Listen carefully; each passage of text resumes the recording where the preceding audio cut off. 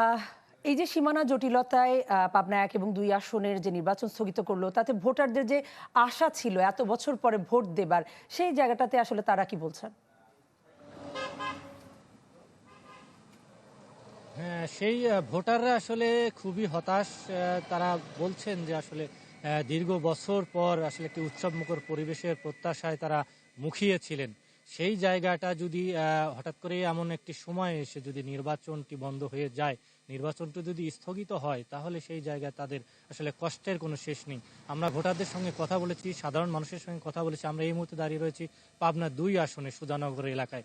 তো আমরা সেখানকার ভোটারদের সঙ্গে কথা বলেছি। তারা বলছেন যে এই যে এত বছরের প্রত্যাশা এবং চাওয়া, তারা যে ভোট দেওয়ার জন্য ওদের আগ্রহে অপেক্ষা করছেন, সেই জায়গাটা তারা কিন্তু হতাশ হয়েছেন। তারা ক্ষোভ প্রকাশ করেছেন যে এমন একটি কাজে আসলে সীমানা জটিলতা নিয়ে পাবনা 1 আসনের সাঁথিয়া এবং বেড়ার উপজেলাবাসীর মধ্যে যে দ্বন্দ্ব, সেই দ্বন্দ্বের কারণে কিন্তু এতগুলো ভোটার তারা সেই জায়গা থেকে আসলে বঞ্চিত হচ্ছেন।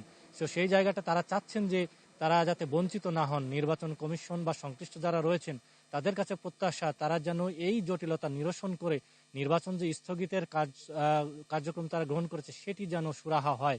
কি বুঝলেন ভাই? অনলি যেটাই চাই।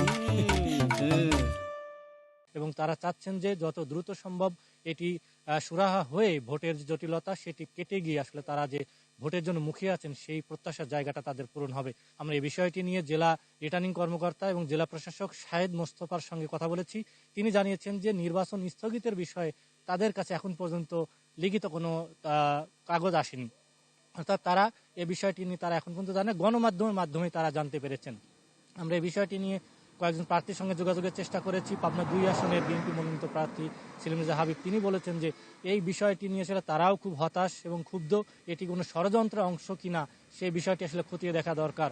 যে সাধারণ মানুষ এবং যারা প্রার্থী রয়েছেন, তারা এত বছর পর একটু প্রার্থী হয়ে তারা মনোনয়ন দাখিল করেছেন, যাচাই বাছাই হয়েছে, সেই মুহূর্তে এসে নির্বাচন প্রচারণার আগ মুহূর্তে এমন একটি ঘটনা, এমন একটি বিষয়ে সামনে আসায় তারা খুব হতাশ এবং তাদেরও প্রত্যাশা নির্বাচন কমিশনের কাছে যেন দ্রুত এই জটিলতা অবসান হয় এবং নির্বাচন স্থগিত যে আদেশ হয়েছে, সেটি কেটে গিয়ে যেন নির্বাচনে যে আবহ পরিবেশ এবং উৎসবমুখর পরিবেশ, সেটি যেন ফিরিয়ে আনা হয়।